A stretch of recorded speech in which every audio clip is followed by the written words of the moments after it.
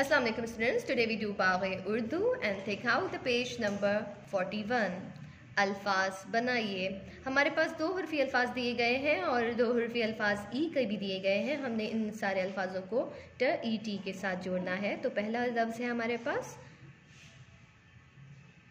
बो, बो टी, ब ओ बो, ट ई टी, बोटी। दूसरा लफ्ज़ है र ओ रो, ट ई टी, रोटी, र ओ रो, ट ई टी, रोटी। तीसरा है म ओ मो, ट ई टी, मोटी, मोटी।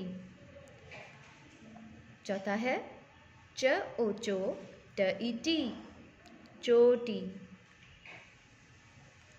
हमने दो हरफी अल्फाजों को ट ई टी से मिलाया तो हमारे पास मुख्तलिफ अल्फाज बन गए, जैसे बोटी, रोटी, मोटी, चोटी। अब हम ये करते हैं र आ रा, न ई नी, रानी, रानी। प आ पा, न ई नी, पानी, प आ पा, न ई नी, पानी। म आ मा, न ई नी, मानी, मानी।